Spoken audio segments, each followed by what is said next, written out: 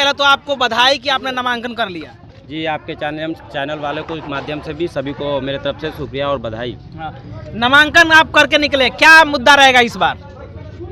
मुद्दा हमारे शहर सासाराम 208 जो विधानसभा है उसमें आपने अब इतना दिन जो हमारे शहर के वासी हैं उनको खुद पता है कि क्या मुद्दा है।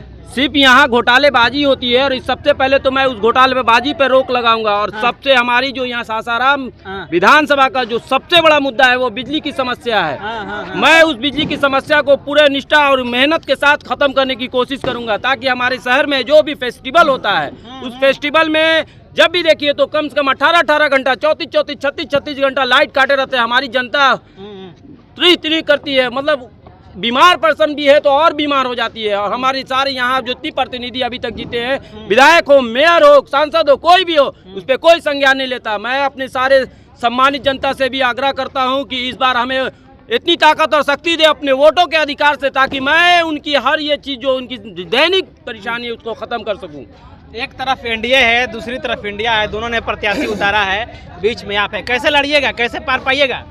ये लोगों की सोच अपनी बनी हुई है कि एक तरफ इंडिया है और एक तरफ इंडिया गठबंधन है। हमें उससे कोई फर्क नहीं पड़ता, क्योंकि हमें हमारा शेर जो हमारे डॉक्टर चंद्रशेखर आजाद साहब बोले जाते हैं, एडवोकेट चंद्रशेखर आजाद बोले जाते हैं, उन्होंने एक सिपाही भेजा है इस शहर सासाराम के विधायक और मैं उनकी हर एक मिशन को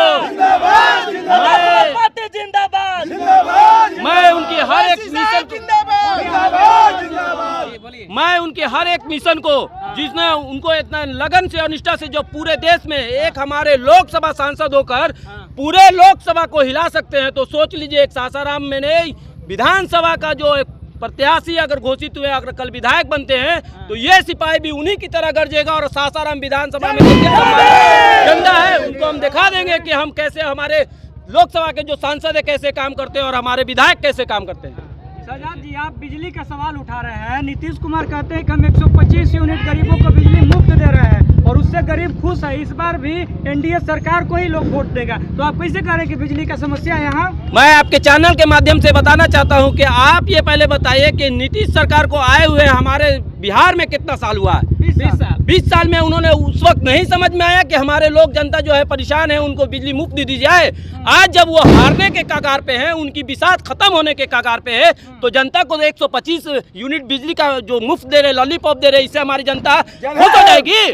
कभी नहीं होगी। तो इससे पहले भी तो कई सारी योजना दलितों के लिए, गरीबों के लिए नीतीश कुमार चला रहे हैं। हमारे अगर दलितों और शोषित और वंचितों के लिए अगर इतना ही फिक्रमंद होते हैं तो आज हमारे दलित शोषित जो हमारे बच्चे जो पढ़ने वाले स्कूल में बच्चे हैं, आज हमारे बिहार में जितना उर्दू मिडिल स्कूल छोटी छोटी जो स्कूलें हैं वो बंद हो गई है और उन्होंने अब यही हाथ यूपी में भी लगना चालू हो गया था। तो इसकी आवाज़ हमारे चंद्रशेखर आवाज साहब ने उठाया था कि अगर आपका जो भी स्कूल है वो बंद हो रहा है, आप हमें आजाद समाज पार्टी यानी हमारे चंद्रशेखर आजाद जी को दे दे, वो स्कूल हम चलाएंगे।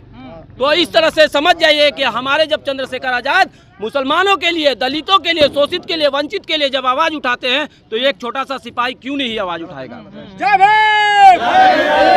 बिहार में देखा जा रहा है कि रोजगार नहीं है, शिक्षा नहीं है, इस पे आप लोग क्या कहना चाहेंगे तमाम सासाराम के लोगों से? रोजगार छोटा रोजगार से ही स्टार्ट होता है बड़ा रोजगार, लेकिन यहाँ पर जितने भी विधायक सांसद बन के आए हैं, कभी भी छोटे दुकानदार को, ठेले वाले को, फूड जो मतलब रास्ते फुटपाथ पे जो बेचते हैं बेचारे, वो गरीब तबके के लोग इतना परेशान रहते हैं कि आज तक उनको अस्थायी कोई चीज़ जुगाड़ नहीं मिला और ना कुछ उसका कोई समाधान किया गया।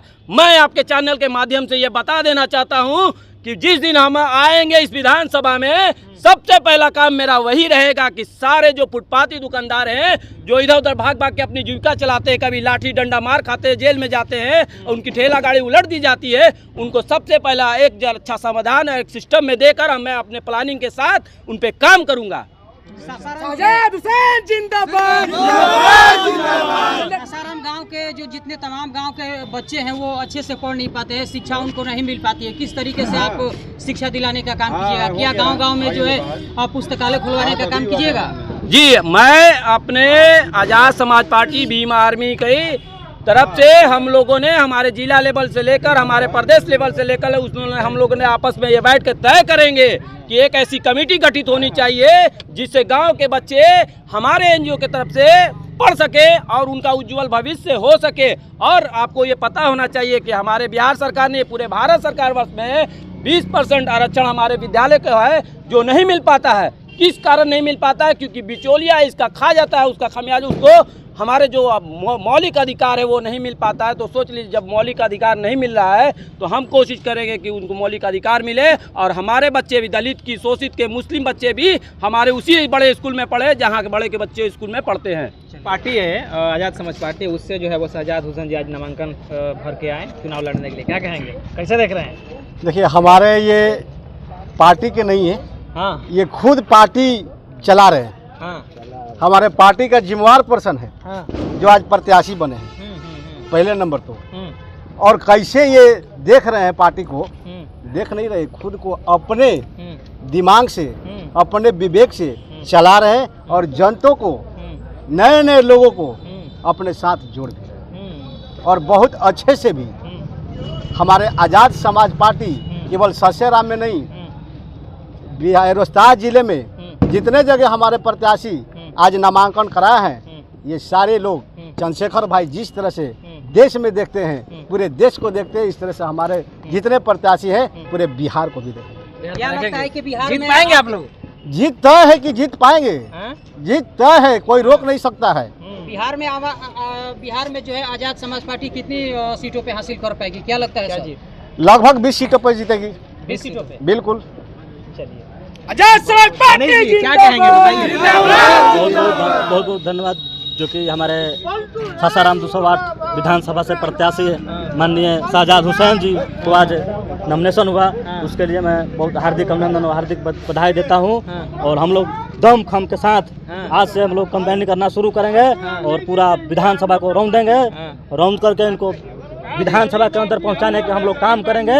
और जैसे चंद्रशेखर आजाद रावण हमारे लोकसभा में दहाड़ते हैं, वैसे इनको वोट दे करके पटना के विधानसभा में भेजेंगे और जैसे वो दहाड़ते हैं वैसे ये भी दहाड़ेंगे विधानसभा में। बिल्कुल आपके ये विधानसभा में। बताइए, सासाराम क्षेत्र में जो युवा लोग हैं, युवा लोग को किस तरह से ये देखेंगे, किस तरह की से विकास करेंगे?